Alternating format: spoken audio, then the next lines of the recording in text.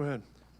Rick, obviously the 22 threes they made is the standout number. That's the most you guys have allowed in a game this year. What to you was the issue with the three-point defense and how they got free for so many? Well, we had some mistakes, but on a lot of those shots, their talented guys just jumped up and made shots. I mean, the third quarter when Miller got going, I mean, that's breathtaking stuff to watch. You know, it's and so look, we got to do a better job at the point of attack. A lot of the third quarter stuff was because they got going in the first half, and this is a unique team. They're different the way they play. They're very, very effective. They won 10 games in a row in the NBA, which is, you know, that's a huge feat. And they're hard to play. A couple times tonight you went to groups with three of your point guards or three of your ball handlers all together. Was that something related to the Hornets specifically, or is that something you want to explore more, and what did you like about what those groups gave you today? I mean, some of it is looking for playmaking. Some of it is like who's available and who's sitting over there right now. You know, it's kind of like that. So, you know, and some of those lineups had some effective stretches. You know, in the end, I mean, their three-point shooting was just out of this world, and you know, they did this to Chicago the other night. It was a 1-point game, and then they were up 30 at the end of the third. So they're dynamic. They're a great third-quarter team. They had 40 tonight. You know, we're going to play them again in Charlotte, and we're going to have to do better. Your impressions of Obi and his limited minutes tonight? Yeah, I mean, just the reaction of the crowd was heartwarming, and it just, you know, he's a guy that brings energy to our team and our situation, and great to have him back. It's clear that, you know, this is going to be a slow process of getting him gradually back up to speed. But we need him. We need bodies. I mean, you know, Walk and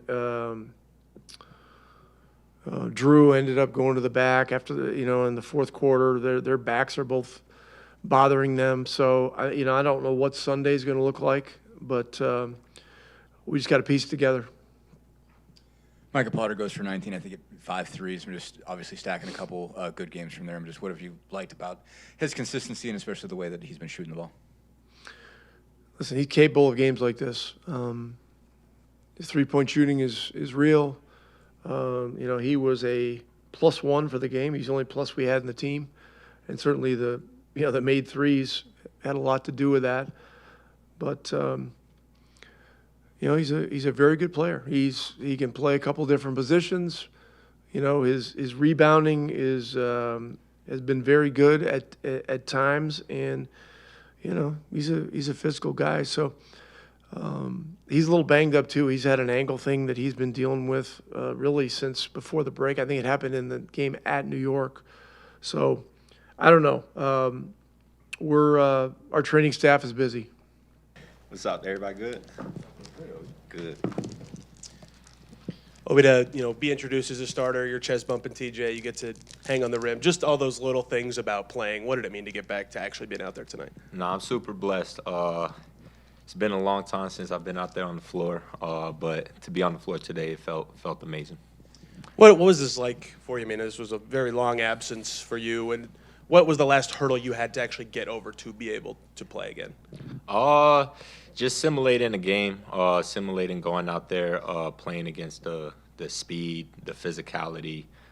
It's hard to do that not playing in an NBA game, but to be out there today, I felt pretty good. I think I felt really good, offensively, defensively, being out there. So. Are you playing enough right now to get a rhythm and see what you feel like you're doing well or poorly, or can you even get to that point in 8.5 minutes like today? Yeah, just being out there, period, picking rolls, running the floor still, doing the things that I've always done. Feel like that's going to get my rhythm. Obviously, I'm not playing the most minutes right now, but like as time goes on, the better feel I get, be out there and find that rhythm. So not really worried about it.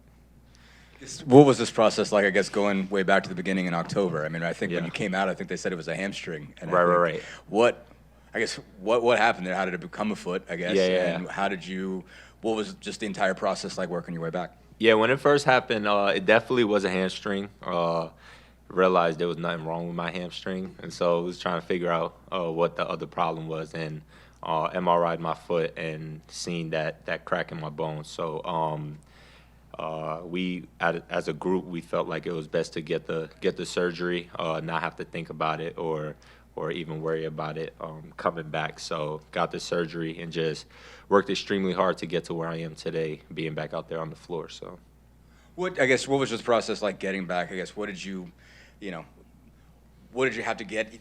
How did it have to feel for you to get started to get back on the floor? Like, what did you kind of have to get past to even start working out? And when could you even just start doing stuff? In the basketball court? I mean, at the beginning, it was just mostly like strength stuff, being able to do stuff like calf raises on that foot, just getting that strength back because it was sitting for like I'm not gonna say I was sitting because right after surgery I was on the scooter getting no shot. I don't know if I'm supposed to say that, but just I can't sit still. I'm always doing something. So it was just a matter of like gaining back that strength in my foot, trusting it again, and just being in contact with the doctors, making sure I'm taking the appropriate steps of coming back. So. I would say just continue considering how much of your game is based on explosion and speed and jumping and Yeah. everything. I mean, just how much more careful did you have to be just because of the way that you play? I try not to be careful. I just try not to think about it. Obviously, like talks that I've had with the docs, with our trainers, I know that my foot's good right now. So, like Dr. O'Malley did an amazing job on the surgery, and once he said that I was good to go, I try not to think about it while I'm out there because I don't want it to slow me down. So I'm just out there like I might not have the same explosion I had at the end of the season last year, but as these games go on, I'm gonna start to get that back and find my rhythm and all of that. So. What, just considering the state of this season, what made it still really important to you to get back on the floor, and what do you want to accomplish between now and the end of it? Where do you want to sort of grow, and what do you want to do to make the most out of this last? Nah, 6 definitely. weeks? I mean, I always want to be out there on the floor. I was not saying rushing back to or rushing to come back, but I definitely want to go out there. We still a team. We still got to find that rhythm. We're not having the greatest year this year, but to find that rhythm and connectivity with the team, like we have standards. We have we have things that we go by. So like going out there playing the right way for the team, whether that's for this year, for next year. Still got a lot of games coming up, but just continue to play the right way and show the younger guys how this goes. So. What has it been like to have to watch? As it's been kind of a tough season, and you've obviously made a point of talking through things with the guys, doing some leadership stuff. Definitely. What was it like to watch, and how have you tried to make an impact when you? Yeah, it was a lot. It was a lot different sitting out. I felt like I've been more vocal this year than I've been in the past, just because I've been sitting out, and the only thing I can do is just give my feedback on what I see out there. It's hard when you're not playing because they're like you don't know how they really feel about what you're saying. But I just try to go out there, encourage the guys, give them feedback on what I see, and just keep them going. Like obviously we're not having the best season, like I said, but we still got to work together as a team to build that culture that we've started a couple years ago and keep it going. So. Is there anything you can take away from not playing and just being up close watching for so long? Say it again, my fault. In terms of like just watching, being there, not playing, kind of like same Right. situation as Tyrese. Like, Are you learning anything while you're not watching or not playing? And then how can you add that to your game? Most definitely. I feel like sitting now, I've learned a lot. It's harder to sit out and try and like give feedback and stuff because like you have to really get out there and play to understand what everybody else is thinking out there on the court. But like you see little things, just little things like hustle plays, the things that made us great in the past couple of years. You just try to, when you see someone slacking, you just try to pick them up and make sure they understand the culture we have here. And Rick does a really good job of establishing that from the beginning and making sure everybody is sticking to that. Everybody think we tanking, but we really going out there working extremely hard. Coaches trying to make us push us to play extremely hard to get wins. So we're just going to learn every single day as a team and get better and hopefully start getting more W's. Last one for me. I know Pacer Social posted some videos of you and your daughter interviewing some of your teammates. What was that like, being able to do that with your daughter? Yeah, it was amazing. Obviously, the guys that she interviewed are over at the house a lot, so she felt super comfortable with them. But she did an amazing job. There's a lot of editing that went into that video, but they did an amazing job. Remy did an amazing job, and there might be more to come. So we'll see how it goes. All good. T.J., guy that over the years you've developed a lot of on-court chemistry with. Before the game, you and Obi are chest bumping in the introductory player line as he's announced as a starter. What did it mean, both from a basketball perspective and like a team energy and morale perspective, to have him back? He's our engine. I mean, he brings energy on both ends of the floor. To have him back, it's just such a positive for our team. We've missed him dearly, and he's worked tirelessly to come back. So for him to come back and just not miss a beat, obviously, the conditioning, it takes a while when you haven't played, because you can't replicate game shape unless you play. But it just didn't look like he missed a beat, and looked like he was having fun out there, and was just really happy for him. Tonight it was mostly the threes, but this is the fourth game in a row you guys have allowed over 130. What defensively are you feeling like you guys are missing right now? I think it's a lot of mental mistakes, just a lot of scouting report stuff, and teams like Charlotte will make you pay for that. And they had a really hot shooting night from three, and just made us pay for our miscues. So we just got to watch the film, be better, and continue to build good habits. Micah was talking after last game, and he's had 2 productive scoring games in a row, about his improved connection with various ball handlers, including you. What do you feel like he's done well to improve his chemistry with you, with Jarris, with everybody, to allow him to be more effective of late? He's just such a positive guy, on and off the floor. Easy guy to play with, obviously a really good player. He can step out and really shoot it. And he tries to get fouled a lot with that slow step when he drives it to the paint. You just like to see good people play well, and he works really hard, and he certainly deserves it. Wanted to go back to Obi, what kind of value is there in just getting him back on the floor for another 24 games, just as far as creating, just bringing back rhythm between you and him, but also between him and anybody else that's going to be on the floor for the rest of this? Yeah, I mean,